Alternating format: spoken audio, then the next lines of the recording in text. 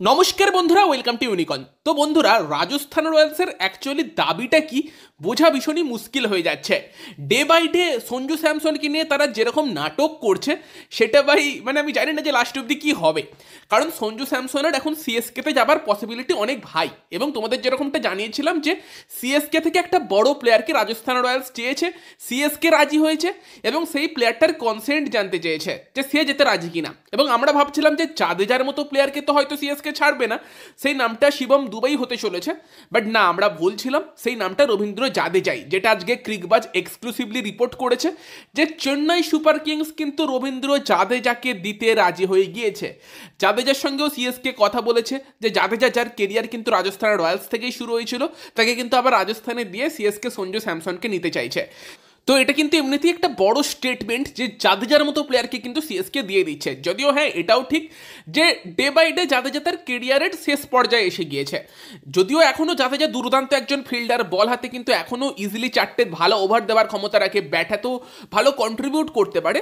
তবে যেমনটা দেখা যাচ্ছে যে সে এখন টি-20 থেকে অবসর নিয়ে নিয়েছে, ধীরে ধীরে কিন্তু ওডিআই থেকেও তাকে আমরা হয়তো দেখতে পাবো না, কারণ ওয়াশিংটন সুন্দর, অক্সর প্যাটেল তারা এখন এসেছে, ভালো করছেও। ফলে সেখানে হ্যাঁ অবশ্যই জাদেজা তার প্রাইমটা টপকে গিয়েছে, তবে তারপরও আমি বলবো সে স্টিল একটা ভালো অপশান।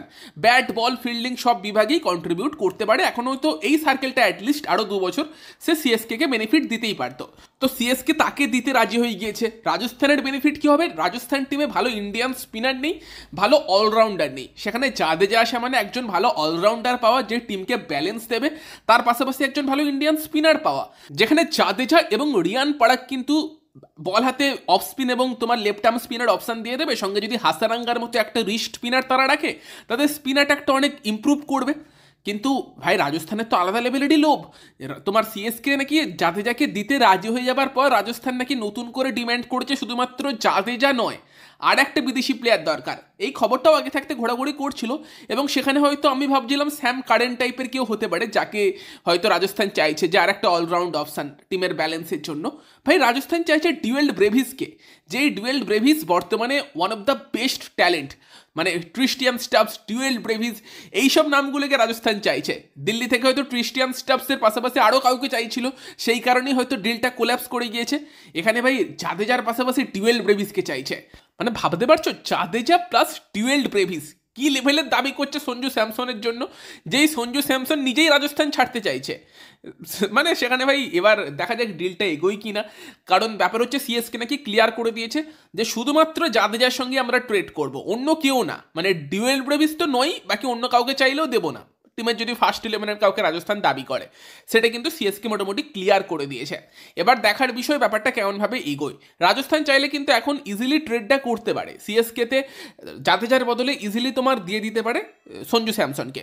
কিন্তু হঠাৎ করে তাদের এই ডুয়েল ব্রেভিসকে নিয়ে করা দাবিটা একটু আমার তো অযৌক্তিক লাগছে।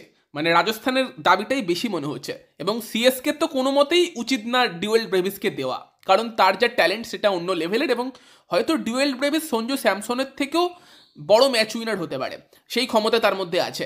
এবং ইয়ংও অনেক অনেক কম বয়স তার। সেখানে সিএসকে ফ্যানেরা জানিও তোমাদের এই বিষয়ে কি মতামত। তোমরা জাদেজার বদলে সঞ্জুকে দেখতে পেলে খুশি হবে? আর যদি জাদেজার সাথে ডুয়েল ব্রেভিসকে এখন রাজস্থান রয়্যালস চাইছে, সেখানে তোমরা কি চাইবে? সেই মুভটা কি সিএসকে করুক সেটা চাইবে? তোমাদের মতামত কমেন্টে জানিও। ভিডিওটা ভালো লাগলে ভিডিওটাকে লাইক করে দিও, শেয়ার করে দিও। আমাদের চ্যানেলে প্রথমবার এলে আমাদের চ্যানেলটাকে সাবস্ক্রাইব করে তার পাশের বেল আইকনটাকে অন করে দিও। তো চলো গাইস, এই ভিডিওতে এই পর্যন্তই। Bye bye.